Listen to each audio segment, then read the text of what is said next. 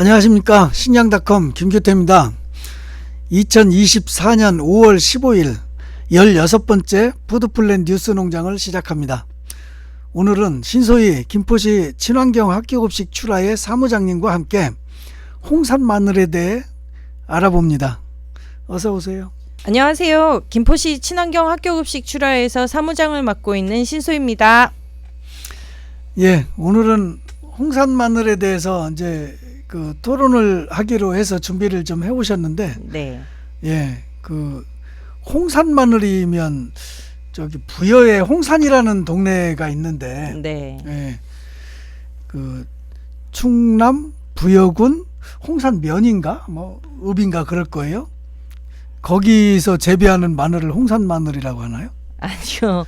이게 그 국내 육성 품종 마늘 중에 요즘 제일 핫한 품종인데 넓을 홍자에 마늘 산자를 쓴다고 그래요. 그래서 그 광범위한, 그러니까 우리나라 전국 어느 지역에서나 키울 수 있는 마늘이다 해서 홍산 마늘이라고 하고요.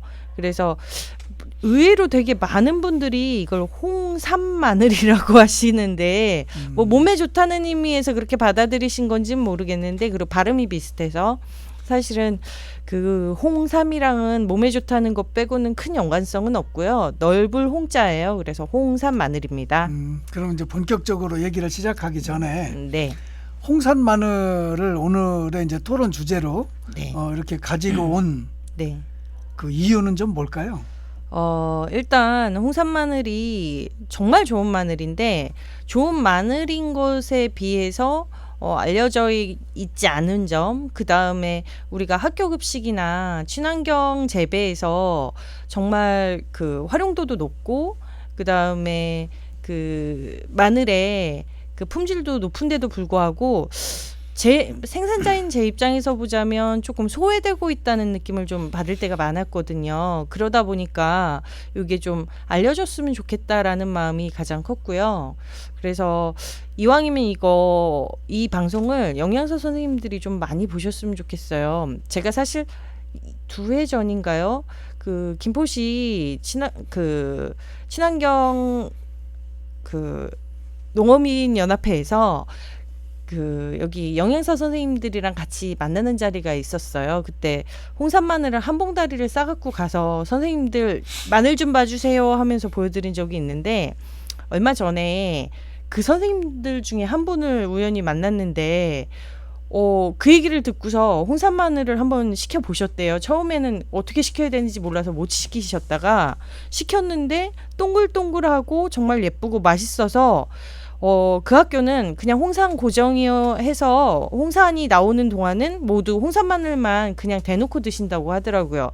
먹어보기만 하면 좋은 마늘인 줄도 알고 맛있다는 것도 아는데, 약간씩의 낯섦, 거부감 이런 것들 때문에 제 대접을 못 받고 있었던 거죠. 그러면은 지금 학교 급식에서 홍산 마늘이 좀 이렇게 차지하고 있는 비중은 얼마나 돼요? 경기도 학교급식 출하회에 마늘 계약량이 500톤 정도가 계약이 되어 있어요. 그러니까 계약 물량으로 잡히는 게 항상. 근데 그 중에 약 10% 정도가 그러니까 홍산 마늘로 들어가게 돼 있고, 전에는 예정량은 5톤 정도였는데 실제적으로 한 3톤 이 정도가 들어갔던 걸로 알고 있고, 그 다음에는 뭐 한 10% 해서 50톤인가 그 정도가 들어간 걸로 알고 있고, 이제 올해는 조금 더 늘어날 거로 보고 있는 거죠. 오늘 그래서 이제 토론 주제가 홍산 마늘이고, 네. 그 제목이 우리 마늘 홍산이라는 게 오늘 이제 네. 제목인데, 네. 그러면은 그 우리 마늘이라고 얘기한 거는 이게 무슨 뜻이에요? 그러면 다른 거는 우리 마늘이 아니라는 건가요?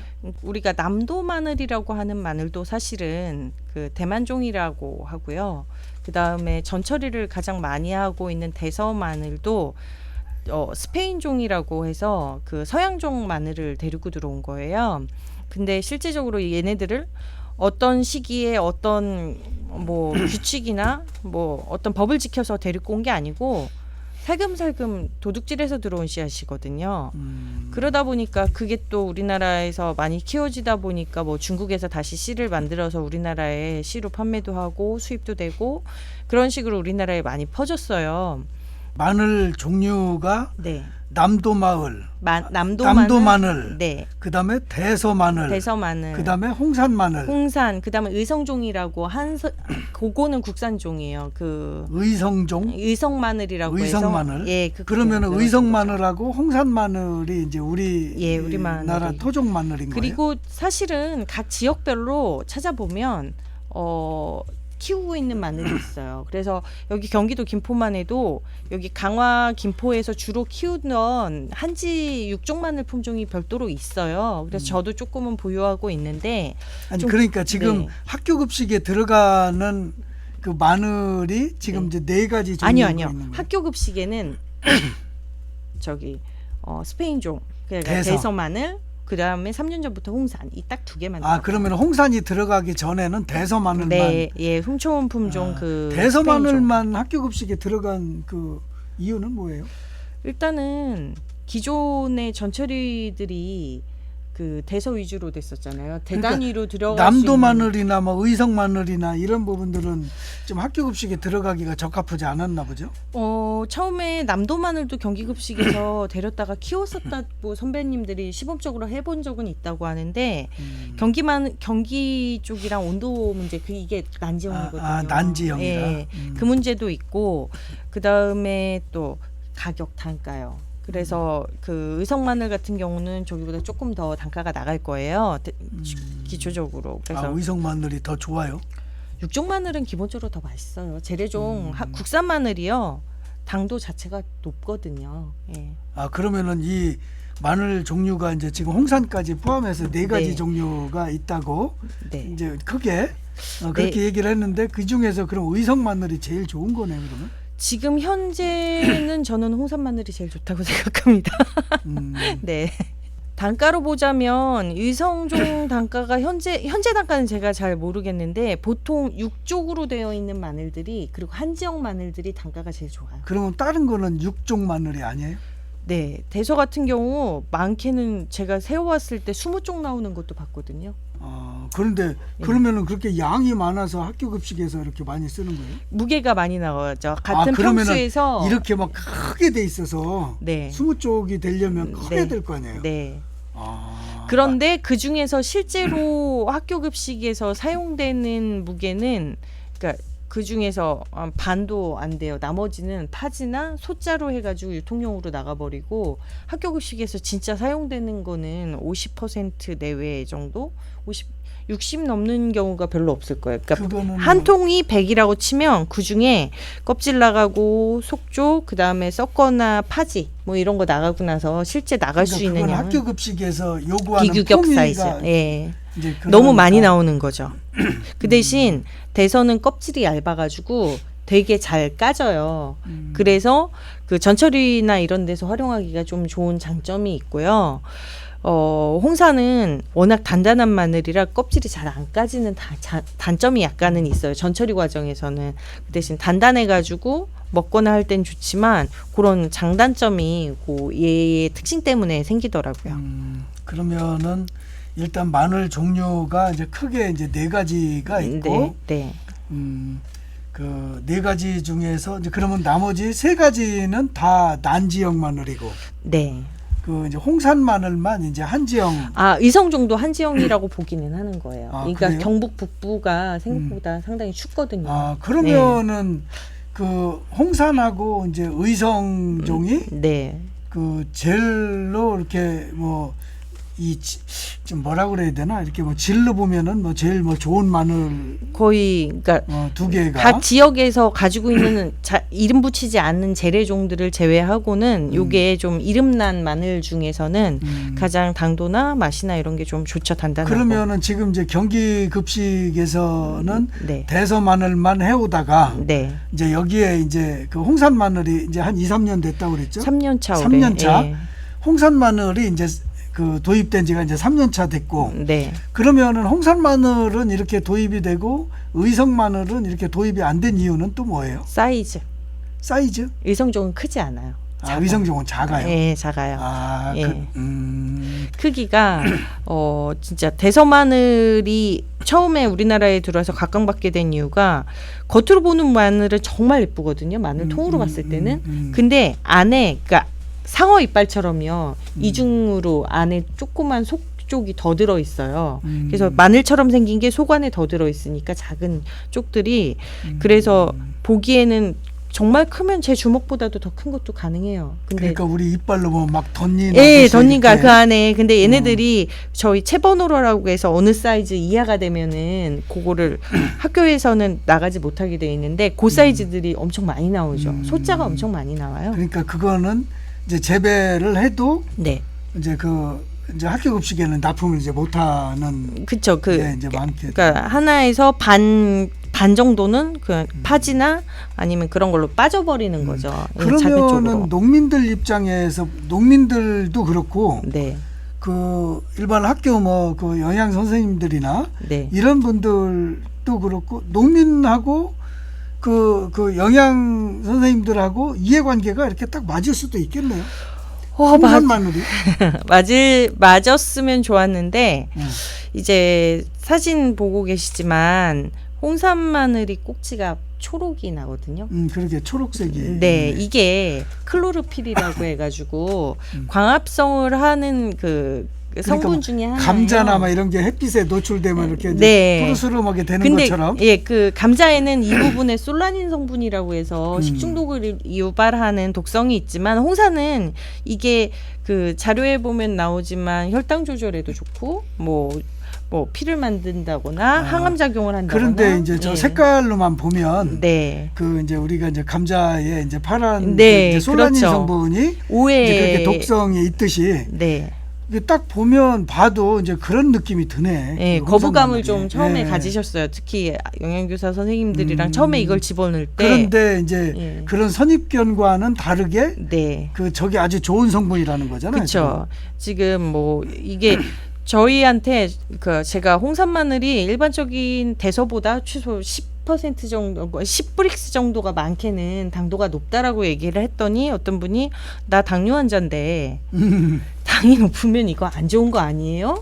라고 얘기를 하셨어요. 근데 사실은 당뇨 완화나 조혈작용, 간기능 개선, 그 다음에 항암, 요게 그 클로로필로 인해서 올 수 있는 장점이라고 나와 있거든요. 네. 예, 그래요. 어쨌든 그러면은 신소희 사무장님이 생각하는 마늘은 일단 홍산이 네. 이제 경기 지역에서 네. 경쟁력이 있는 분목이다. 네. 그렇게 이제 생각을 하고 네. 이제 도입된 지가 이제 3년이 됐고. 네. 그러면 3년이 됐으면은 그동안에 대서 마늘하고의 좀 이렇게 평가나 이런 것들도 어느 정도 좀 이루어지고 있겠네요. 그러니까 수율에 대한 평가는 분명히 확실하게 홍산이 높다고. 수율이라는 거는 그러니까 마늘을 까서 네. 그 실제로 학교에 공급될 수 있는 그러니까 100g을 그러니까 상품화율. 예, 상품화율이 높은 걸로 봤을 때는 홍산이 월등하거든요. 왜냐하면 얘네들은 6쪽에서 많아봐야 8쪽 그 정도가 되니까 속쪽이 거의 없어서 파지 비율이나 소자 비율이 없으니까 거의 다 쓸 수 있는 거죠. 그럼 학교에서도 아주 그거는 뭐 좋아하겠네. 학교보다는 원래는 전처리 업체나 진흥원이 좋아해야 되는 건데, 예, 의외로 그러니까 그 사람들도 좋아하고. 근데 이게 그 전처리 업체는 까는데 조금 너무 단단해서 잘 안 까지니까. 두꺼워서 이게 잘 안 까져요. 네, 그런 부분에서 조금 어려워하시는 부분들이 있었고, 네, 학교에서는 아까 말씀드린 대로 그런 거부감. 하긴 아마 학교에서는 뭐 이게 뭐 6쪽이 됐든 20쪽이 네. 됐든 제 규격품만 학교로 들어올 네, 거기 그렇죠. 때문에 네. 소비자 입장에서는 뭐 키우고 뭐 이런 거고 상관없이 이제 일정 크기의 양만 들어오면 되니까. 네, 그렇죠. 이게 사이즈가 어차피 그 규격품 이상만 되면은 오히려 막 까놨을 때 색깔 자체는 뽀해가지고 대서가 예쁘긴 한데 대서가 당도도 떨어지고 조금 더 아린 맛도 있고요. 그리고 그런 수율도 좀 떨어지고 이런 문제들도 있거든요. 그리고 북쪽 지역에서는 가장 큰 문제가 여기 경기도는 일단은 북쪽 지역이란 말이에요. 근데 경기도에서도 반으로 딱 나눠서 완전 북쪽 지역에서는 얘네들이 추위에 적응을 못해서 죽거나 미치거나 혹은 뭐 말도 안 되는 모양이 나오기도 해요. 그러니까 좀 이렇게 쭉 얘기를 좀 들었는데, 네. 내가 이렇게 지금 사진을 좀 보고 있는데, 네. 아무리 봐도 저 네. 파란색이 네. 푸르스름한 좀 이게 색이 네. 이거를 이제 알면은 저게 몸에도 좋고 좋은 성분이구나. 네. 이거는 알 수 있겠지만 이걸 모르는 사람 입장에서는 이게 조금 변질된 것 같기도 하고. 네. 좀 이제 그런 느낌이 들어서 좀 그 부분이 일단은 좀 빨리 이 부분을 좀 잘 알려야 되겠네요. 사실 마늘은 인경채라고 해가지고 이 마늘 자체가 거의 잎이랑 같다고 보거든요. 그래서 여기 있는 모든 마늘들을 햇볕에다가 계속 놔두면 거의 다 변색이 돼요. 저렇게 푸르스름하게. 저렇게 새파랗게는 안 돼요. 왜냐하면 거기는 이 좋은 클로로필 성분이 적으니까. 홍사는 그 성분이 많은 거예요. 그렇지만, 그러니까 이게 좀 재밌는 건데 농진청이 경기도에 있다가 전라도로 이사 간 거는 저보다 선배님들이 더 잘 아시잖아요. 전주로 갔죠. 네, 전주로 갔죠. 사실은 이 홍산 마늘이 농진청이 수원에 있던 시절에 이미 교보대에서 처음에 만들어졌던 품종이래요. 그럼 오래된 건데. 그때 만들어서 15년에 품종 출원까지 한 게 15년이고요. 2015년. 네, 출원해서 16년도에 이제 공식적으로 외부에 씨앗을 공급하기 시작한 거거든요. 그런데 이 경기도에서 이 마늘을 경기도강식으로 심었을 때는 이 파란 꼭지가 없었대요. 잘 안 나왔었대요. 그랬다가 이 파속채소연구소도 무안에 있고 현재 그다음에 전주로 따라 내려갔는데 전라도나 경상도는 마늘 깊게 심지 않아요. 마늘 자체를 얕게 심어요. 춥지 않으니까.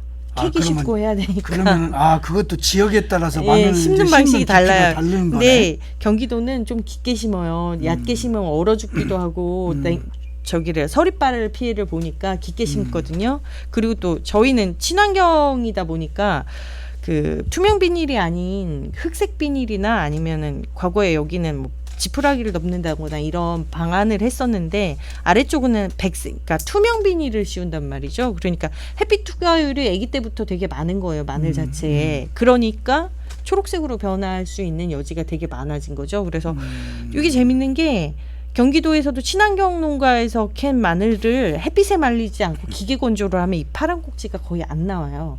그래요? 근데 이게 홍보가 잘 되신 분들은 아니 항암 성분 클로로필 성분이 되게 많아서 파란 꼭지가 좋다며. 근데 샀는데 파란색이 없어 라고 항의하시는 분도 계세요. 그래서 이게 그러니까 해를 많이 봤다는 뜻이에요. 그러면은 이게 해를 많이 보고 네. 건조 과정에서도 네. 자연 건조 쪽으로 네. 이렇게 가면 네. 저 파란색이 이렇게 선명하게 나타난다는 거죠. 네, 경기도는요 마늘을 캐가지고 바닥에다가 널어놔서 하루 종일 계속 말리질 않았어요 원래. 그래서 얘네들을 다 묶어가지고 처마 밑에다가 접 단위로 해서 널어놨지 해 밑에다가 놓지를 않았거든요. 그러니까 마늘을 보통 말릴 때는 해서 이제 다 이렇게 이제 묶어 놓잖아요. 네, 그런 식으로 했었는데 전라도 쪽은 바닥에다가 쫙 깔아서 일단 말리시는 경향도 있고 키우는 게 얕고 투명 비닐 아래서 바닥에다 깔아서 말린다는 거는 그냥 캐서 바닥에 눕혀 놓으시는 거죠. 이렇게 뭐 양파 이렇게 쭉 예, 해놓듯이. 그래서 기본 말리기를 또 하시기도 하고 그래서 몇 가지 재배가 달라져서 그런 게 아닐까 저희가 추측은 하는데 분명히 전라도에서는 파란색 꼭지가 저렇게 많이 나왔던 마늘이 저희 친농년으로 들어와서 친환경 재배는 무조건 까만색 풀 때문에 흑색 멀칭을 하거든요. 거의 잘 안 보여요 지금 사실은 학교 들어가서도 보이긴 하는데 이것 때문에 크레임이 걸리긴 한데요. 근데 그렇게 파란 게 덜 나와서 크레임 걸리는 거야? 아니면 학교에선 나와서 걸리죠. 나와서. 네. 그러니까 언뜻 일반 사람들이 언뜻 봤을 때는 저게 좀 하자 있어 보이는 게 그게 하자가 아니라 이게 무슨 이제 아주 건강에 좋은 트레이드 마크로 이렇게 인식이 돼야 되는 요게 관건이겠네요. 그러면. 네. 그 문제만 해결하면 이거는 아주 이제 경쟁력이 상당히 있을 것 같네. 제가 이거를 보급을 주로 품종 개발하신 것까지는 아니고 보급하신 박사님을 개인적으로 아는데 정말 처음에 뵀을 때 절할 뻔했어요. 너무 감사하다고. 너무 좋은 마늘 만들어 주셔서 정말 이 마늘을 저희 아버지가 한지역 마늘을 한 10몇 년을 키우셨는데 아버지가 딱 이 마늘 처음 키워서 캐서 까서 보시더니 진짜 좋은 마늘이다 이건이라고 딱 단언을 하시더라고요. 저도 그렇게 느꼈고요. 그래서 마늘을 아시는 농가라면 농가 수준에서는 좋은 마늘이라고 할 수밖에 없어요.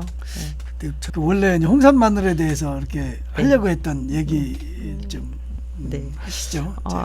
홍산 마늘보다는 일단은 현재 지금 마늘 판에 대해서 약간 준비해 왔는데요. 앞부분에서는 지금 남쪽이 마늘 재배 지역이 겨울이 되게 따뜻하고 비가 많이 내려서 2차 생장이라고 하는 증상이 심해서 난리가 났어요. 전문 용어로 벌마늘, 2차 생장이라고 하는 걸 벌마늘이라고 하거든요. 위에 이렇게 네. 마늘 쫑 끄트머리에 뭐 이렇게 열리는 거 그거 보고 2차 그거는 쫑이고요. 이렇게 여러 가지 잎사귀가 달려 있는 걸 얘기하는 거예요. 그래서 얘네들이 계속 몸을 키우는 단계에서 그다음에 다시 마늘을 맺히는 단계로 넘어가는데 이게 생식생장이라고 하거든요. 근데 이 생식생장기에 불필요한 질소질이 많아지면 나는 다시 자라야 되나 봐라고 마음을 바꿔서 마늘 우리가 알고 있는 마늘 한편에서 다시 싹을 틔워 버리는 거예요. 자라면서. 그래서 농민들 전문 용어로는 머리 푼다고 하거든요. 그래서 정말 보면 그냥 머리에 꽃단 여자들 머리 풀고 뛰어다니는 것처럼 보이는 그런 모양이 되기도 해요. 근데 올해가 이 벌마늘이 상당히 심하대요. 특히 아까 중국에서 대만 쪽에서 들어왔다는 남도 마늘 그쪽 품종이 이미 수확이 시작됐는데 제주에서는 이게 너무 심해가지고 약간 나라에서 재해라고 보는 쪽에 볼 정도로 좀 심각한 상태고 그 다음에 많이 심는 지역이 고흥인데 고흥에서도 벌마늘이 많아서 지금 마늘 가격이 이게 나오면서 계속 비싸다 이 얘기가 나오고 있거든요. 네, 이렇게 되면 사실 우리나라는 관세를 손을 대서 수입을 하기 시작해요. 농장장님 저율 관세나 저율 관세, 할당 관세, 저율 할당 관세 뭐 이런 용어로 나오는 거 아시죠? 예. 알아요. 네. 네. 그러니까 이게 관세가 네. 그러니까 이제 할당 관세라고 하는 게 원래는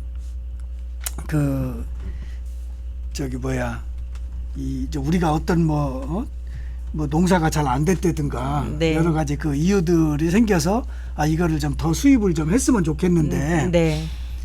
이제 이쪽 관세가 비싸니까 사람들이 한국으로 수출을 안 하려고 하니까 네. 그러니까 이제 기재부에서 이걸 이제 관세를 이제 낮춰버리는 거예요. 네. 관세를 이제 낮추면 사람들이 이제 저기로 가자 해가지고 네. 이제 그렇게 조절하는 게 이제 할당 관세야 이제. 네. 근데 할당 관세 대부분들은 이제 저율 관세로 이렇게 조정을 하는데 이제 경우에 따라서는 이제 더 이상 들여오면 안 되겠다 네. 싶으면 이거를 이제 높이겠죠. 네. 예, 이제 그렇게 높이는 경우도 있는데 대부분이 이제 할당 관세 하면 저율 관세를 이제 뜻하고. 그리고 이제 관세를 아예 이제 없애는 수도 있대요. 네, 0이 될 수도 있고. 네. 그런데 어쨌든 그 관세율이 낮아지는 만큼 이제 가격이 이제 떨어지는 효과가 있겠죠. 네. 예. 그런데 이제 원래는 이제 그렇게 하면서 우리가 농사나 이런 것들이 어려울 때 좀 이렇게 이제 물량 조절을 하는 게 이제 그런 의미로 좀 시작을 이제 하는 게 이제 할당 관세인데 요즘은 그냥 뻑하면 한다는 거예요. 네, 물가 맞아요. 관리 차원에서. 네, 네. 원래 물가 관리 차원에서 할당 관세를 쓰면 안 되는 거라는 거예요. 네. 그런데 요즘은 그냥 마구잡이로 그냥 쓰고 있다 그러더라고요. 요즘 TV를 보면 모든 물가의 잘못이 파랑 그다음에 양배추, 사과, 뭐 이런 뭐 친구들 올해는 뭐 때문인 것 같아요. 수박도 비싸진다며. 수박도 앞으로. 지금도 비싸죠. 그러니까 모든 물가가 왠지 농산물 탓인 것처럼 느껴지는데 사실 그렇게 탓이 됐으면 농민들이 부자가 돼야 되는데 농민들이 그러니까 그렇게 비싸지는 데는 농사가 망가진 거고 농사가 그러니까. 망가졌기 때문에 농민들은 돈을 못 벌고 있는 거거든요. 근데 그렇게 못 버는 데서 억지로 생산한 농산물을 좀 팔아보려고 하면 나라에서는 관세를 완전 저율로 수입을 해버리면 농민들한테는 실질적으로 소득이 될 수가 없고 계속해서 농민 기반이 사라져가게 될 수밖에 없어요.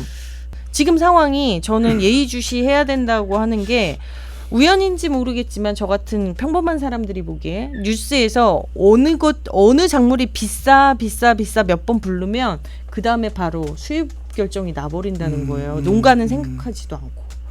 그래서 지금 가장 큰 걱정은 사실은 그런 수입이 함부로 일어나는 것, 예, 그거라고 볼 수 있죠. 예, 그러니까 네, 그게 뭐 그런 뭐 할당 관세 뭐 이런 것들을 이제 통해서 이제 뭐 수입을 좀 늘려내고 뭐 네. 이런 그 도구로 쓰고 있는데 그렇게 되면 참 장기적으로는 이 생산자들이 자꾸 지치고 생산자들이 이제 자꾸 어려워지면 네. 그렇잖아도 지금 농민들 숫자가 줄어들고 있는데 참 그런 종합적인 그런 관점이 네. 참 이제 그게 문제예요. 네, 우리나라가 농업을 어떻게 보고 있는가가 사실은 이걸로 그러니까. 보여지죠.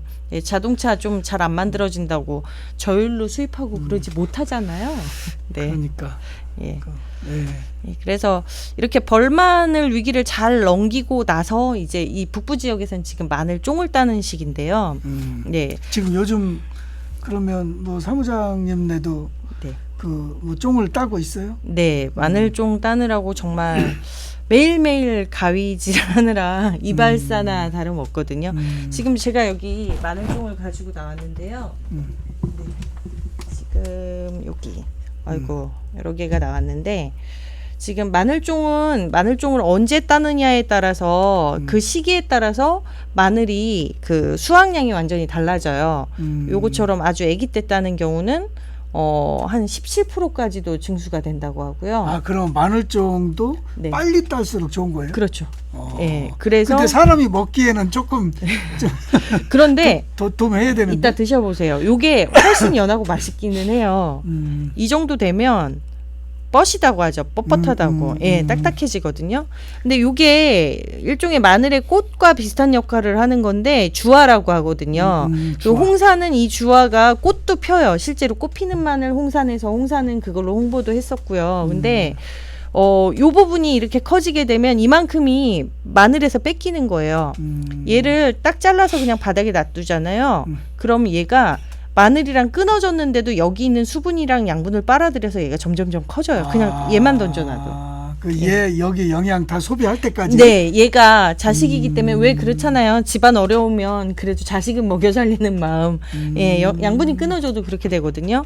그래서 지금 여기로 봤을 땐 요 가장 어렸을 때 끊어주는 게 좋은데 많은 분들이 제가 여기 또 하나 갖고 나온 게 이게. 저희가 저 혼자 다 못하니까 외국인 노동자 친구한테 마늘쫑 잘라요라고 이거는 우회가 했더니 없네. 네, 요 부분을 잘라버렸더라고요. 그래서 여기를 안 자르고? 네, 요 아래를 그러니까 마늘쫑은요 딱 요 부분을 자르는 거예요. 요 머리 부분 여기만 자르면 그 17%의 증수 효과가 나거든요. 그럼 이것까지 그 대까지 이렇게 다 네. 이것까지 이렇게 길게 여기 안 자르고 안 잘라도 돼요. 여기만 여기까지. 자르면 예, 되는 거야? 그냥 우리가 얘가 못 먹게 하는 거네. 그러니까. 네, 얘를 막아줘야 돼요. 그러니까 이 주화가 영양을 흡수하는 예, 거를 막는 거구나. 나는 자식이 없어. 그러니까 뿌리라도 맺혀야지 생각을 하게 하려면 얘를 쳐버리면 돼요. 근데 이렇게 해버리게 되면요, 얘가 이렇게 잘랐는데도 지금 이거보다 더한 거 보여드릴게요. 요게 지금 제가 잘라서 가져온 건데 여기 자세히 보시면 아주 쬐끄만 덩어리들 있죠. 요만큼이 남아도 여기에 그 마늘종이 되려고 하는 조직들이 남아서 자라는 거예요. 아, 지금 얘기들이 이렇게. 예, 자라는 거예요. 요만큼만 남아도 그래요. 잘못 잘라서. 양파나 뭐 이런 것들도 이렇게 갖다 놓으면 막 이렇게 순 나오는 거하고 그치. 비슷한 거네. 근데 그러니까. 순 나오는 거랑 조금 다른 게 얘는 얘를 키우기 위해서 밑을 안 키우고 이렇게 잘라진 거 얘를 키우려고 난리가 치는 그러면은 거죠. 이게 마늘종 이렇게 자르는 것도 주인이 자르는 거하고 그 예를 들어서 이제 누가 사람들 와서 네. 우리 마늘종 좀 잘라줘. 네. 이러면은 이제 어차피 이제 마늘도 좋고 나도 좋고 그러려면은 이제 좀 길게 잘라서. 그러니까 남들은요. 주인은 짧게 자를 거고. 그러니까 그게 있어요. 제가 아무나 마늘밭에 못 들어오게 해요. 왜냐하면 저를 아시는 분들은 신소희의 마늘이 잘 되길 바라서 가위로 여기를 자르시는데요. 신소희를 모르고 잘 모르고 자기 자식들이 마늘종을 좋아하는 집은 얘를 쭉 잡아 뽑아요. 왜 원래 보통 집들은 마늘종 잡아 뽑잖아요. 원래 우리는 뽑는 걸로 알고 있지. 네. 근데 그냥 머리채를 잡는다고 생각을 해보세요. 그러면 얼마나 아프겠어요. 아, 잘라도 아프지 아프고. 아, 그런데 그 마늘은 식물은 뿌리로 살잖아요. 얘를 하느라고 쭉 잡아당기면 뿌리가 한번 들렸다 놓치는 거예요. 그게 문제구나. 그러면 그때 한번 생장에 문제가 생기고 안 뽑으니만도 못하다는 거예요. 저희 지역에 어떤 분은 이거 좀 해보려고 얘 자르는 거에 인건비가 너무 드니까 동네 분들한테 댁들이 우리 집에 와가지고 마늘종을 뽑아가는 기간 동안은 친환경 약재를 쳐가지고 먹을 수 있게 해주겠다. 그래서 동네 분들 다 모아가지고 밭으로 보내셨어요. 근데 마늘을 다 이렇게 잡아 뽑아놓으니까 쭉쭉 집에 큰 거 갖고 가려고. 뽑으려면 마늘 대를 잡고 이거 이렇게 뽑아야 되겠네. 그래야 되는데 또 문제가 이 뽑아진 자리 안에 비가 오거나 하면 물이 차가지고 안이 썩을 수도 있어요. 병이 들 수도 있고. 그래서 자르는 게 맞아요. 근데 뭐 자르는 게 속도도 빠르겠네 뭐. 예, 가위로 그냥 요 머리 부분 아래만 싹둑 잘라주시면 돼요. 그래서 그래요. 이제 마늘 쪽 자르는 거는 이제 네. 그 이유가 뭔지는 이제 알았고. 네. 그래서 뽑는 거보단 자르는 게 맞다 이렇게 하시면 되고. 근데 좀 특이한 게 홍산 마늘은요. 다른 마늘들은 17% 중수인데 홍산 마늘은 이걸 잘라주지 않으면 75% 정도, 70% 내외가 수확량이 줄어요. 안 자르면. 안 자르면 4분의 1만 먹을 수 있어요. 그러니까 안 자르면은 저기 수확량 25%밖에 수확을 못 하는 거예요. 25배에서 30% 정도. 왜냐하면 그러니까 이게 좀 수치마다 다르긴 한데 최소 반 이상은 그러니까 날아야 홍산 마늘은 이 주화의 네. 이 생존이라고 그럴까? 생존 능력이 무진장 센 거네. 그럼. 얘가 씨가 그러니까 한지역 마늘이나 남돈 마늘은 주화가 하나에 뭐 몇 개 달리질 않고 알이 꽤 커요. 마늘처럼 생기는데 얘는 벽씨처럼 작은 씨들이 한 200개 정도가 이 안에 생기거든요. 그래서 나중에 얘가 꽃이 펴서 맺히게 되면 작은 마늘 하나가 이 위에 구름처럼 앉아 있어요. 그래서 뿌리에 있는 걸 이걸 다 빨아먹으니까 크질 않는 거죠. 그래서 심하게는 75%도 날아갈 수 있다. 뭐 이렇게 얘기들도 하시는데 제가 해보면 아주 심한 경우는 그렇게 해도 되고요. 최소한 반 이상은 날아가요. 예, 그래서 홍사는 정말 좋은 마늘이긴 한데 종을 그러니까 이게 대서종 종이거든요. 대서종 이게 홍산이에요? 예, 이거 홍산종이에요. 색깔이 다르죠. 더 진하죠. 예, 이거는 초록이. 조금 늦게 잘랐나 보네. 아니에요. 이게 홍사는 대도 더 초록이에요.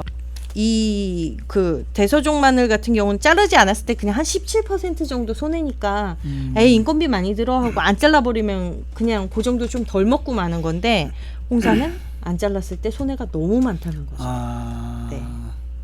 그러니까 홍사는 반드시 잘라야 되는 네, 거네. 그래서 손이 더 많이 가요. 쫑 자르는데 더 많이 해줘야 되는 거예요. 난 주화가 한 개만 열리는 줄 알았어요. 아, 네.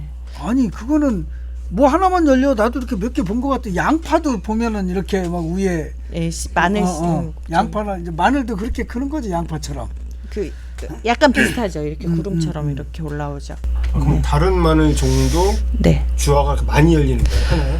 대서가 홍산이 200개라면 대서는 그 절반 정도. 그 다음에 한지역 마늘들은 뭐 많아봐야 10개 안짝. 그 다음에 남도 정도 뭐 그 정도. 아니 대서도 많이 그러면 대서도 잘라줘야 되는 거네. 잘라주긴 하는데 얘는 이쪽으로 힘 주는 것보다는 뿌리에 더 많이 힘을 줘서 조금 덜해요. 이게. 걔도 한 100개 정도 된다면. 그래도 홍사는 그러니까 작은 알밤만하게, 작지도 않아요. 알밤만하게 씨가 맺힌다면 대서는 그래도 그만은 안 하거든요. 그러니까 크게 맺히질 않아서 반보다 조금 덜하거나 그래도 수십 개에서 100개까지는 맺히죠. 네. 한지영이 뭐고 난지영이 뭔지 설명 좀 네. 해주시면 좋을 것 같아요. 이거 빠져서 그래요. 우리는 지난번에 공부했어.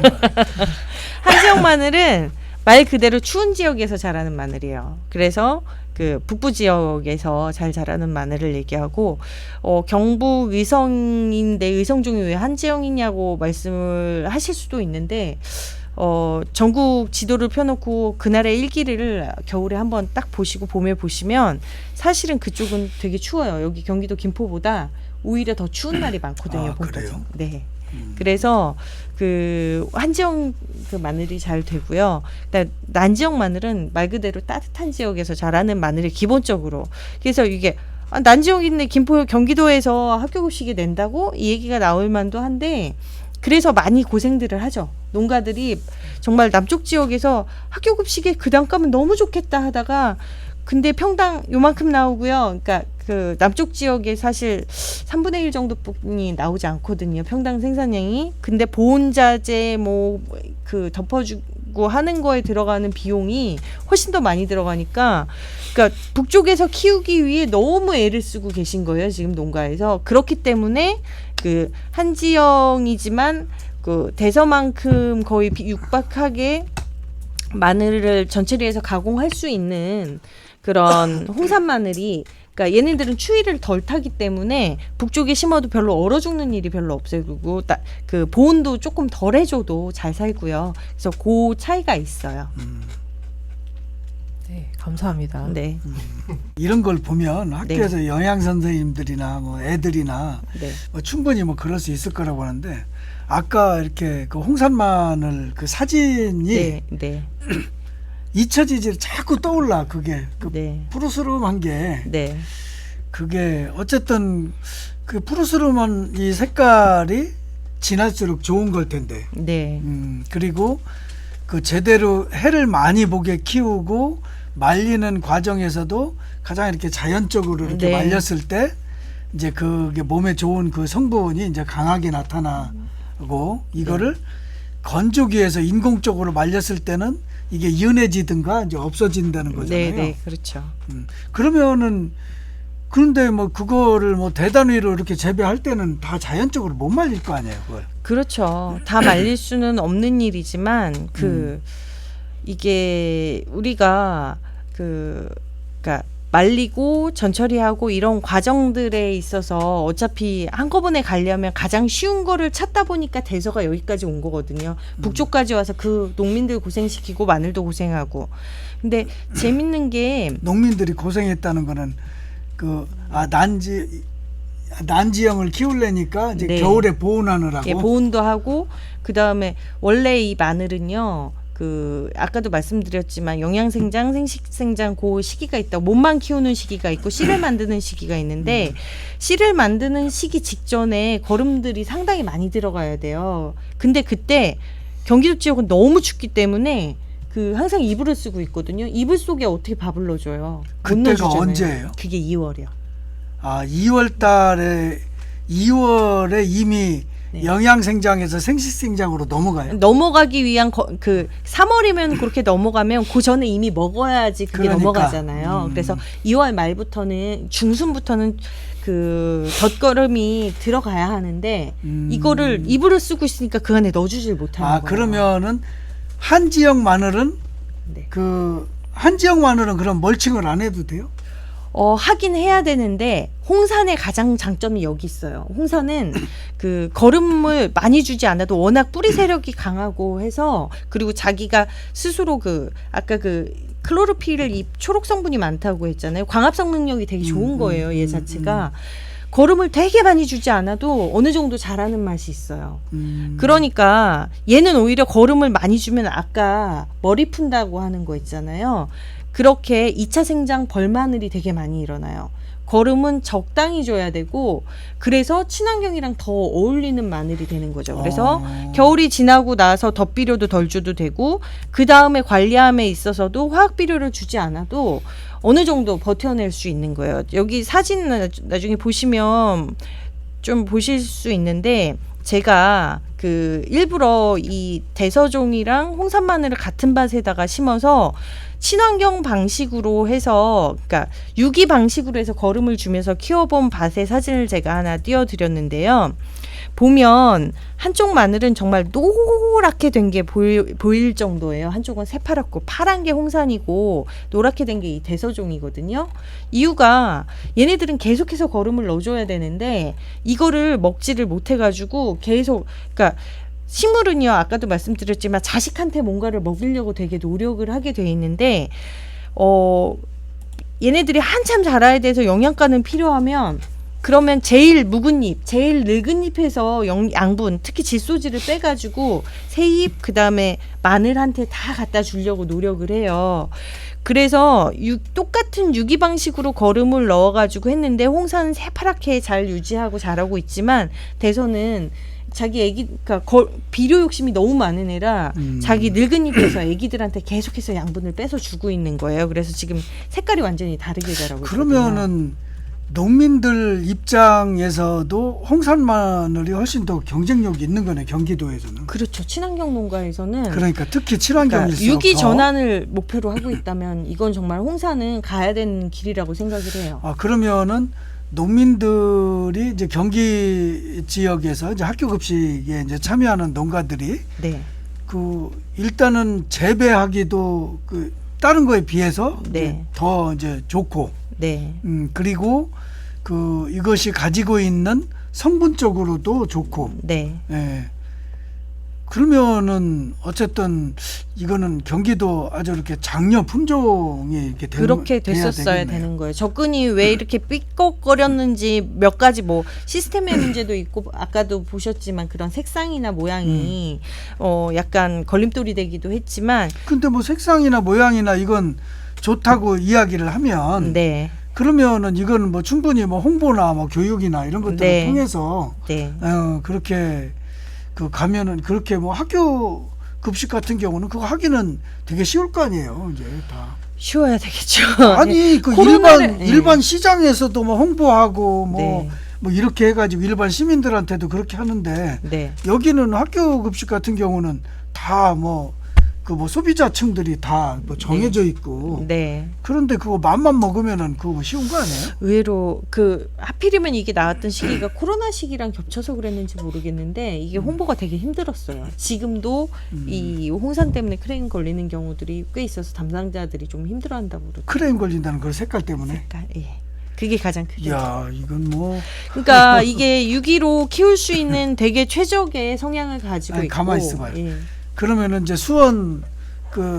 수원에서 센터장 이렇게 하셨던 김지현 센터장님은 홍산 마늘에 대해서 이거 알았어요? 아니요, 저는 모르고 있었어요. 오늘 처음 듣는 얘기죠. 네네, 학교 현장에서는 아까 말씀해주셨던 대서 마늘을 좀 더 선호를 하고 많이 쓰고 계시는 대서 마늘이라는 대서- 건 알고 있었어요. 네, 어. 그거는 알고는 있었는데 홍산 마늘은 제가 오늘 처음 들었고 아까도 이 내용을 보기 전에 들을 때는 홍산 마늘로 들었어요.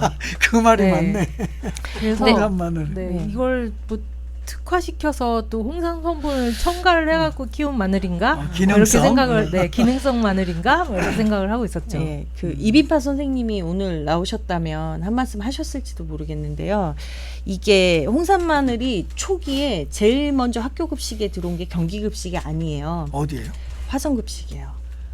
아, 예, 화성에 그때 당시 시장님께서 시장님 당선되시고 나서 그게 언제 몇 년도예요? 그게 제가 정확한 연도수는 저희보다 몇 년 빨랐다는 건 아는데 정확한 연도까지는 제가 잘 모르는데 그때 당시 어쨌든 뭐 시장님께서 홍산 마늘이 뭐 이렇게 나온 게 2015년이라고 그랬으니까 16년부터 나뉘었으니까 그 이후인데 그 홍산 마늘에 대해서 이거저거 재지 않고 딱 그러셨대요. 우리 국산 품종에 몸에도 좋다는데 애들한테 좋은 거 먹여야지. 그러니까 정치가 참 이런 때는 화끈해서 좋더라고요. 너 넣자라고 하는 순간 정말 그게 도입이 됐대요. 명분상으로 누군가 반대할 이유가 없는 거였잖아요. 보시듯이 그 성분도 좋고 친환경에도 좋고 뭐 여러 가지 좋았으니까. 그 지난번에 네. 그 이번에 이제 경기 친농련에 이제 새로운 회장이 된 이제 그 김상권 회장님 네. 그 인터뷰를 하는데 이제 그런 일이 있었다고 그러더라고. 한 번은 그 농장에 그 학교 이제 교장 선생님들하고 그 영양 선생님들하고 이제 대거 이제 농장 이제 견학을 왔는데 그 해에 농사가 굉장히 가뭄이 많아서 이 소과가 많았대. 근데 소과는 이제 학교 급식에 들어가는 품목들은 이제 일정 정도 이제 규격이 돼야 되니까. 네. 근데 그거는 작아서 학교 급식에 들어가지 못하는 소과가 이제 너무 많았다는 거야. 그래서 이제 그분들한테 이제 강의를 하면서 쭉 이렇게 이제 설명을 하고 했더니 이제 거기서 이제 교장 선생님이 이제 그 영양 선생님한테 이제 그런 얘기를 했다는 거야. 우리 학교는 소과만 쓰세요. 이제 이런 얘기를 했다는 거야. 그래서 그 해에 소과를 다 팔았대요. 아, 네. 그런데 이제 어쨌든 뭐 영양도 그렇고 다 이제 내용이 똑같은데 아니 그런 얘기를 들어보면 그 홍산 마늘은 나도 자꾸 홍삼이라고 그러네. 홍산 마늘은 그 이 색이 하자가 아니라 그게 트레이드 마크인데 이게 선명할수록 좋다. 네. 이런 교육을 좀 이렇게 해서 좀 이제 아이들 이제 몸에도 이제 좋고 좀 이런 것들은 더 이제 교육을 좀 뭐 어려운 교육이 어렵지도 않잖아요. 학교 급식은 좀 그렇게 했으면은 좋을 텐데 그 뭐 수원 뭐 센터장님도 홍산 마늘에 대해서 뭐 여기 와서 처음 들었다고 얘기할 정도니까. 자꾸 이제 저희가 발음상으로 홍산 마늘 그랬잖아요. 그러니까. 기능성 마늘로. 근데 이거 자체를 기능성 마늘로 홍보를 하는 게 맞지 않을까요? 그 지금 그러니까 아주 태생이 얘는 태생이 예. 그런 거잖아요. 어쨌든. 예, 그러니까 근데 기능성이라는 말이 들어가면은 요즘 판매나 이런 홍보에 대해서 굉장히 그러니까. 긍정적인 반응을 내가 볼 때도 우러나잖아요. 그거 그렇게 아예 그냥 기능성 마늘이다 이게 그러니까 이렇게 홍산 홍보를 마늘을 하는 처음에 게 만들 때부터 그렇게 예. 만들었다. 이제 예. 그 얘기를 추가하라고 그래. 그런 것도 있잖아요. 코끼리 마늘. 아, 조금 달라요. 네. 코끼리 마늘은 네. 그 마늘은 이 일반 마늘이랑 틀려서 코끼리 반찬이 마늘은 뭐예요? 정말 커요. 아, 네, 일반 소비자들은 그 네. 기능성 마늘로 잘못 알고 계신 분들도 계시고 네. 맛이 네. 없어요. 네, 맛이 정말 없어요. 맛이 알인 없어요. 맛이 없어서 또 근데 오히려 좋아하시는 홍산 분들도 마늘은 맵기는 어때요? 매운 정도는? 조금 더 매운데 실제적으로 아까도 잠깐 말씀드렸지만 당도가 높거든요. 당도가 높다 보니까 매운맛을 상쇄해요. 처음에 캐자마자는 그 매운맛이 조금 더 강했다가 얘네들이 후숙이 되면서 얘네들이 약간의 그 습이 날아가고 나면 당도가 훨씬 높아지더라고요. 당연히 그렇죠. 네네. 그런데 그러니까 이게 재밌는 게 한 가지가 있는 게 전국 평균으로 쟀을 때 원래 그 일반적인 대소종이 29 브릭스였대요. 9 브릭스. 29. 이것만 해도 적은 거 아니에요. 포도나 뭐 단 과일들이 보통 13, 14, 15 뭐 이런 게 달다고 하니까요. 그럼 마늘 브릭스가 그럼 포도보다도 좀 더 한 거예요? 예.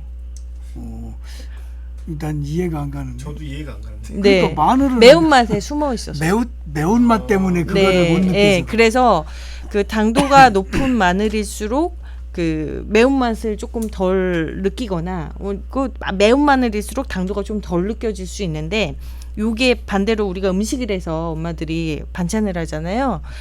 마늘을 많이 넣었다고 해서 이게 맛있어질까 하는데 감칠맛이요 완전히 달라져요. 그 되게 영악한 게 입맛이잖아요. 그래서 고수는 마늘로 맛을 내고 하수는 양파로 맛을 낸다 뭐 이런 얘기도 해요. 너무 대놓고. 진짜 마늘은 많이 쓰잖아요. 이제 네. 뭐 무슨 뭐 김치 할 때도 그 네. 필수고. 네. 예. 그래서 전국 평균으로 아래쪽에서 나는 그 일반적인 대서하고 홍산하고는 홍산은 여기다 39브릭스가 나왔거든요. 전국 평균이. 그러니까 농진청에서 처음에 조사했을 때가 그래서 10브릭스 차이가 났던 거예요. 홍산이랑 대서 차이가. 그런데 이게 재밌는 게 경기도로 올라왔을 때 그러니까 홍산의 브릭스가 평균이 3년을 쟀는데 42에서 43브릭스가 나왔어요. 전국 평균보다도 그럼 훨씬 높네. 전국 평균이라기보다는 그 아래쪽에서 나온 홍산으로 농진청에서 조사했을 때보다 경기기술원에서 조사했더니 한 3, 4 정도가 높았던 거예요. 그래서 와 이게 뭐가 이렇게 맛있지라고 당도가 왜 이렇게 많이 나오지 했는데 다시 찾아봤더니 대서 그러니까 경기도에서 재배되는 대서도 아래쪽에서 재배되는 대서보다 당도가 더 높더라고요. 이게 그 경기도는 특성이 아무래도 이제 아랫역보다는 이제 온도의 편차나 이런 것들이 이렇게 많다 보니까.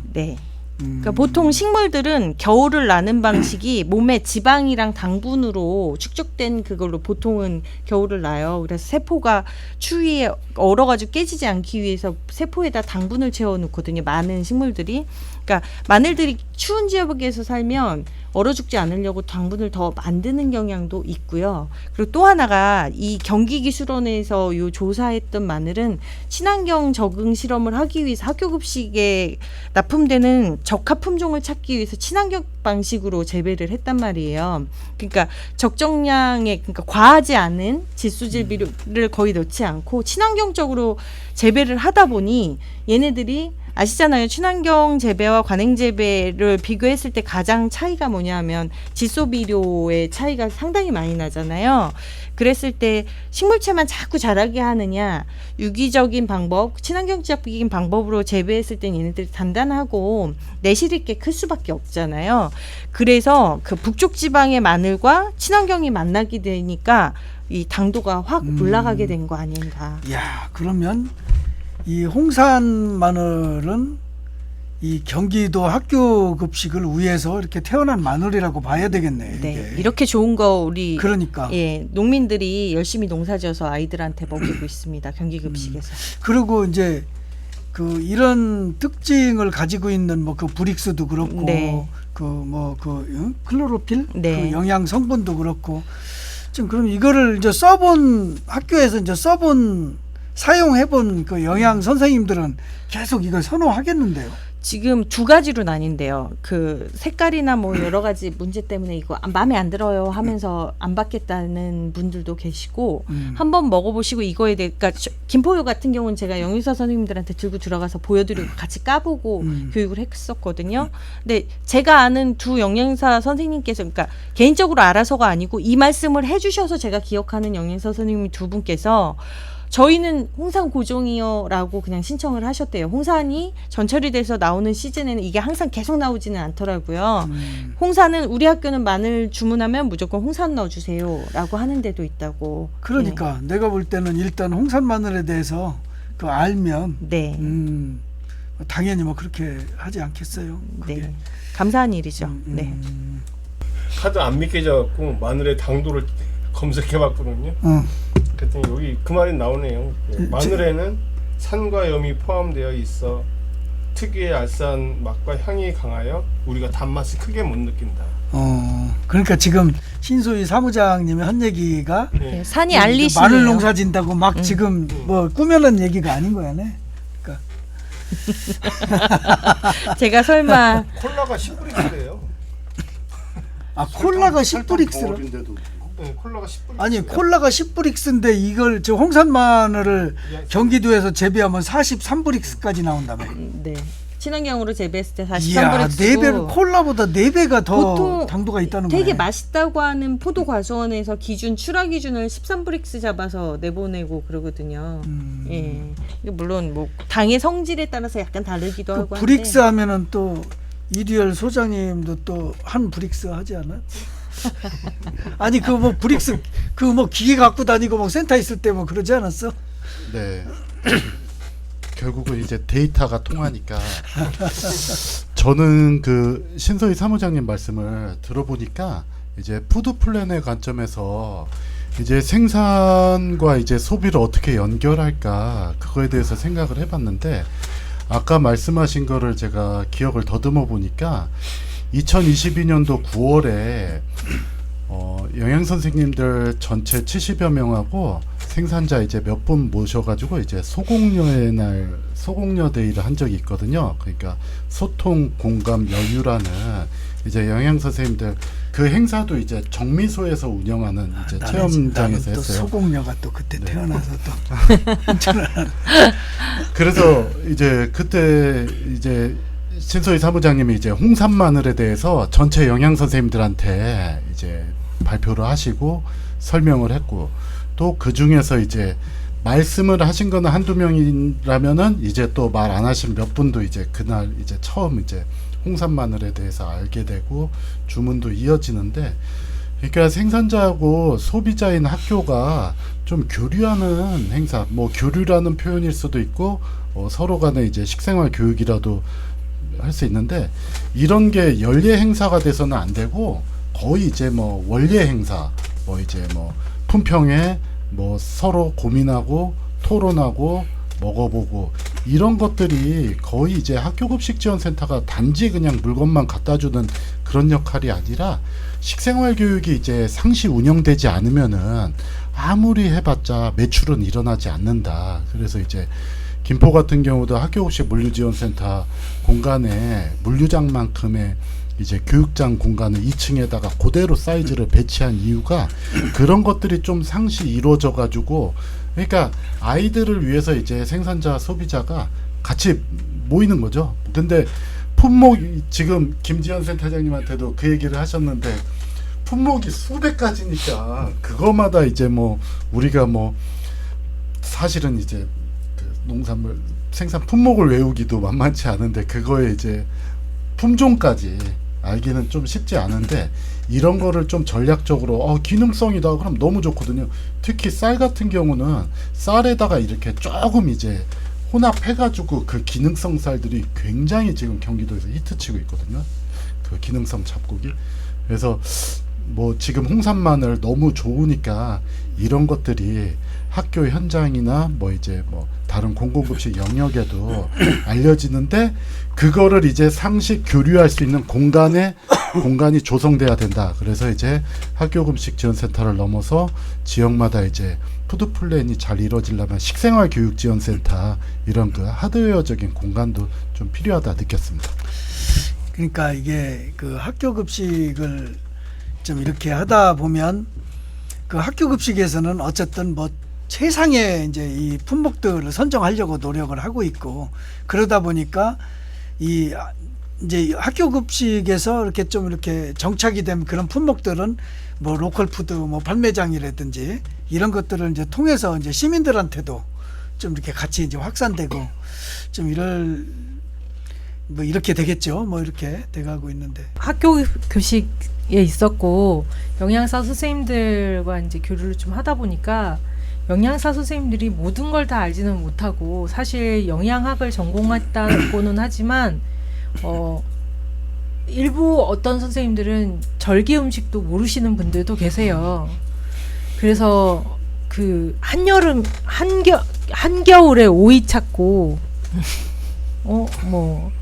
네, 한여름에 겨울에 나는 뭐 배추가 왜 이러냐 이렇게 말씀하신 분들도 계시고 그런 이제 그 작물의 생리적인 현상이라던가 절기에 따른 그 상태를 이해를 못 하시는 분들도 계신데 거기에 더해서 이제 품종에 따른 맛의 차이를 알기가 쉽지는 않아서 이런 것들을 이제 영양사 선생님들을 대상으로 교육을 좀 해봐야지 해서 이제 절기 음식 교육도 하고 또 뭐 생산자분들 모시고 이제 생산 그 식재료에 대해서 공부도 하기도 하고 노력을 했는데 이런 것들도 이제 31개 시군이 다 돌아가면서 그런 교육을 하면 되게 좋겠지만 친환경 그 농가에서 출하하는 작물들이 어떻게 출하가 되고 어떻게 키워지고 어떠한 맛과 특성을 가지고 있는지에 대해서 좀 선생님들한테 교육을 해줬으면 좋겠다라는 생각을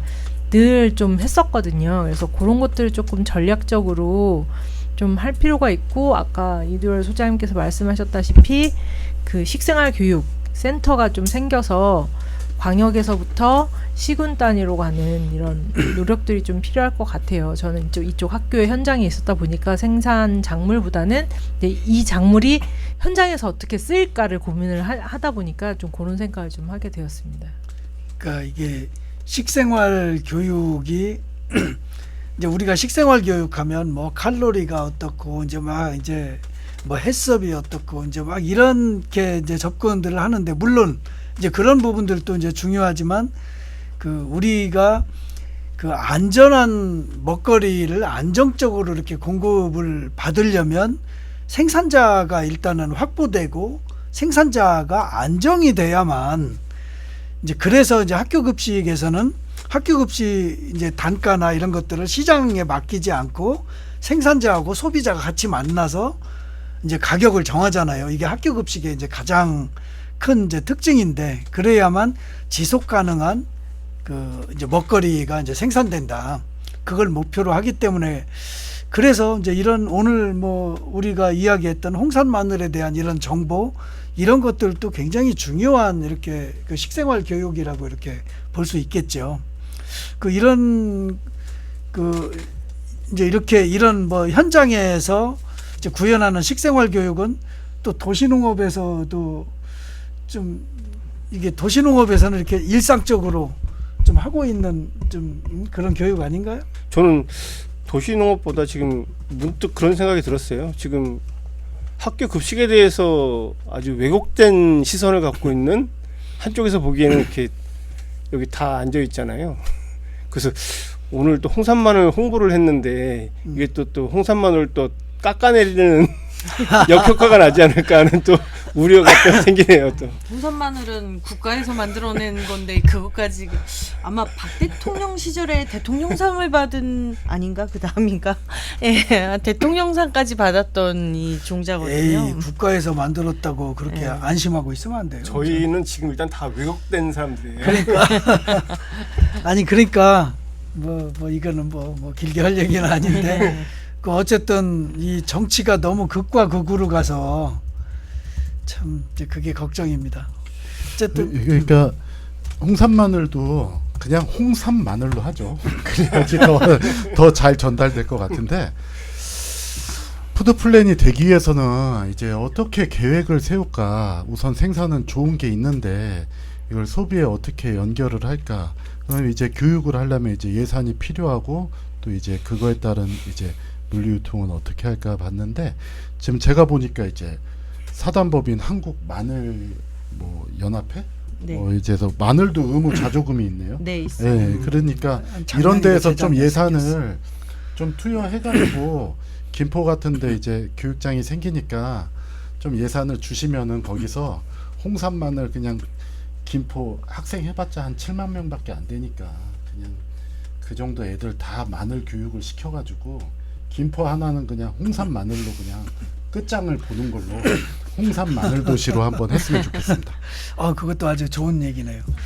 마늘 연합회 분들한테 전화 기다리겠습니다. 아니 그 어쨌든 뭐 학교 급식을 이렇게 경기도 같은 경우 이제 관장하고 있는 데가 경기도 이제 그 농수산진흥원인데, 진흥원에서는 그 학교나 뭐 그리고 이제 이 뭐 어쨌든 뭐 학교 영양 선생님들이든 배송 업체 분들이든 이게 뭐 공급 업체 이렇게 분들이든 모든 분들한테 이제 어쨌든 뭐 홍산 마늘은 이런 마늘이다라고 하는 그런 교육들이 좀 일단은 기본적으로 좀 돼야 될 것 같고, 그리고 이제 현장에서도 이제 현장에서는 또 뭐 선생님들하고 생산자들하고 또 이제 그런 교류나 이런 것들이 좀 이렇게 원활하게 이렇게 되면서 실제로 그래야만 그 이렇게 좋은 마늘이 있는데도 이걸 모르고 있고 오히려 이걸 흠이라고 생각하고 있으니까, 야 이게 이제 너무 참 이렇게 지금 같은 시대에 이런 것들이 안 알려지고 있다는 게, 이렇게 거꾸로 알고 있다는 게, 참 이것 또한 우리 교육의 현실인 것 같아요. 네. 사람들이 가장 보수적인 게 식생활이잖아요. 네. 그래서 좀 시간을 갖고 이제 좀 계획적으로 홍보를 해야지. 좀 일단 행정이나 이런 쪽에서 좀 더 이제 아까 이들 소장님 얘기한 것처럼 좀 계획을 갖고 좀 꾸준히 홍보를 하는 게 좀 맞다고 봐요. 올해는 마늘의 해로 네, 우스갯소리를 했습니다. 현재 학교 급식에서 홍산 마늘의 가격은 아직 정해지지 않은 상태라고 이게 되게 이상한 말로 들릴 수가 있는데, 예를 들어서 그 대서종 마늘이, 그러니까 스페인산 마늘이 10,000원이라고 치죠. 그랬을 때 깠을 때 수율이, 똑같은 키로수를 깠을 때 수율이 50%가 나왔다. 그리고 홍산 마늘은 깠을 때 수율이 70%가 나왔다. 그러면 실제로 학교에 공급될 수 있는 양이 20% 정도가 더 늘어난 거잖아요. 이건 예예요. 그렇다는 게 아니고. 그럼 그 20%에 대한 그 가격의 비율대로 가격을 더 얹어주거든요. 그래서 예를 들어서 6,530원이었을 때 뭐 20% 정도가 더 나왔다 그러면 6,530원에 뭐 20% 더해서, 그러니까 거기다가 얹어준 거예요. 그래서 수치가를, 그러니까 농민가를 조금 더 높게 해주는 셈이었고, 해마다 점점점 달라지고 있고, 그래서 올해가 마지막 3년 차예요. 그래서 실제 홍산의 수율, 그다음에 그 대서와의 가치 차이 이런 걸 좀 본 다음에 다시 가격이 제대로 된 가격이 나올 거라고 예상하고 있습니다. 3년 차라는 게 뭐예요? 그러니까 지금 홍산 마늘이 들어갔을 때 홍산 가격을 어떻게 정해야 될까가 되게 논란이었어요. 마늘은 마늘이니까 똑같이 줘야 돼. 근데 실제적으로 홍산이 대서보다 조금 수량이 적어요. 그러니까 같은 평수에서 나올 수 있는 양이 대서만큼 크지 않기 때문에, 그리고 씨값은 실제로 유통되는 씨값도 조금 많이 비싸거든요. 육종 마늘은 원래 단가가 조금 더 나가요. 시중에서 파는 씨마늘도. 그래서 비싼 씨를 사다가 심었는데 수량을 적게 나오니 이건 값을 더 쳐줘야 돼 라고 얘기했을 때, 마늘은 마늘이야 무슨 소리야, 양파 품종 다른 거라고 해가지고 돈 더 주지 않잖아 라고 그 주장을 하시는 분들이 있었어요. 그래서 이 가격에 대해서 여러 논란 끝에, 그러면 대서보다 우수성이 뭔지 입증을 하는 방법은 수율로 보자. 동량을 까서 얼마나 쓸 수 있는 마늘이 나오는지 보고 그 차이만큼을 차액으로 더 얹어준다. 그 방식으로 시범적으로 지금 2년째 저희가 정산을 받았고, 올해가 3년 차 마지막 해에서 실제로 올해도 그 차액을 볼 거예요. 그래서 이런 자료들이 데이터화돼서 이제 그 가격에 대한 협상이든 아니면 결정이든 이런 게 이루어질 것 같아요. 지금. 그러면은 올해 말이나 뭐 내년 초나 네. 그때쯤 되면은 이렇게 홍산 마늘에 대한 가격이 나올 수도 있겠네요. 그럴 수도 있고 이제 시범 사업이 끝나면서 그런 게 다 끝나고 해보니까 홍산 별로야 못 쓰겠어 해서 퇴출될 수도 있겠죠. 그러니까 이게 마늘 가격이 깐 마늘 가격이 아니고 네. 그 전처리 전 가격으로 들어온다는 그러니까 얘기네요. 두 가지예요. 첫 해에는 학교에 공급되는 가격으로 해서, 그러니까 뭐 수율 차이가 10%였으면 학교 공급가의 10%를 더 얹어줬어요. 그러니까 그때가 6,530원이었는데 만 몇 원을 받았죠. 똑같은 키로에서. 그래서 그러니까 1kg에 그냥 그 마늘에서. 그런데 작년 같은 경우는 그렇게 하면은 중간에 유통 과정에 들어가는 비용들 빼질 않아서 뭐 손해가 나게 되니까 공급하는데 그 양도 많아지고, 그래서 작년 같은 경우는 그 수율 차이를 우리가 보통 그 통마늘로 팔았을 때 가격에다가 그 퍼센테이지로 계산해서 얹어주는 방식으로 해서 8,000원이 조금 안 되게 받았어요. 그러니까 언뜻 생각하니까 네. 학교 없이 지원센터 같은 경우가 영리 업체에서 하게 되면은 이런 복잡한 구조를 좀 더 활용하기 좋겠네요. 그렇죠. 그 화성에서 제일 먼저 썼다고 말씀드렸잖아요. 화성에서 첫 번째가 뭐냐면, 화성에서는 부자 동네에서만 홍산을 먹어요. 왜냐하면 그 일반 마늘도 거기 공급하거든요. 지역산, 그러니까 우리가 그 학교 급식에서 지난번에 단가를 얘기를 했을 때, 그 학교에서 얘네들을 사용을 하려고 했을 때 그 학교 식수가 좀 많아야지 그 단가를 쓸 수가 있는 거예요. 일반 마늘, 그 다음에 친환경 마늘, 그 다음에 홍산 마늘, 했을 때 홍산 마늘은 신도시 쪽에 식수가 많은 거예요. 오히려 시골에서 농사 짓는 집 아이들은 친환경 농사 짓는 집 자식들은 시골에서 학교를 다니다 보니까 그냥 친환경도 아닌 일반 마늘을 먹게 되더라는 거예요. 식수가 얼마 안 되니까 그 단가를 맞추기가 좀 어려워서. 식수는 뭐예요? 그러니까 밥 먹는 애들의 명수가 적으면 쓸 수 있는 양념에 쓸 수 있는 돈이 적어지는 거예요. 예.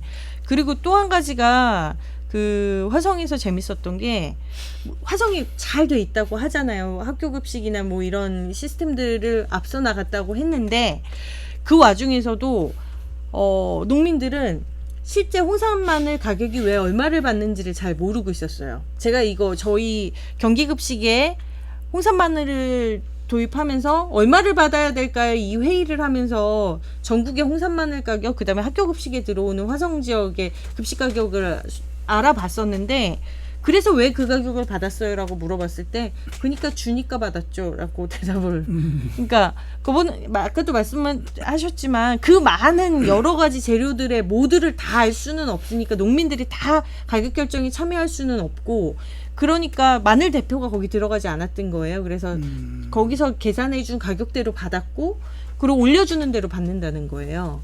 그렇게 잘 돼 있다고 하는 곳에서도. 그러면 거버넌스에서 농민들이 배제되고 그 다음에 먹는 그 수요자 쪽에 수요자 중심이니까 학부모만 들어가고 이렇게 되면 정말 생산하고는 완전히 동떨어진 얘기가 돼버리고 얼마를 왜 받는지도 모르고 나중에 그냥 저 수입 마늘이 더 싸고 수입 마늘을 넣는다 해도 어쩔 수 없는 거예요. 그 거버넌스 안에 생산자의 목소리가 전혀 들어가지 않기 때문에. 홍산 마늘이 그렇게 뭐 클로로필이라고 하는 네. 그런 성분도 있고 네. 그리고 이제 친환경 단계도 이제 최고 단계가 네. 유기농인데 네. 유기농에도 오히려 더 적합품종이고 네. 야 그러면은 앞으로 홍산 마늘에 대한 좀 이게 굉장히 뭐 좋아지겠네요. 여러 가지. 좋아지길 바랍니다. 네. 오늘은 신소희 사무장님과 함께 홍산 마늘에 대해 알아봤습니다. 다음 토론 발표자는 이종준 김포경실련 사무국장님께서 준비해 주시겠습니다. 그럼 이것으로 2024년 5월 15일 푸드플랜 뉴스농장 16번째 방송을 마치겠습니다. 모두 수고 많으셨습니다.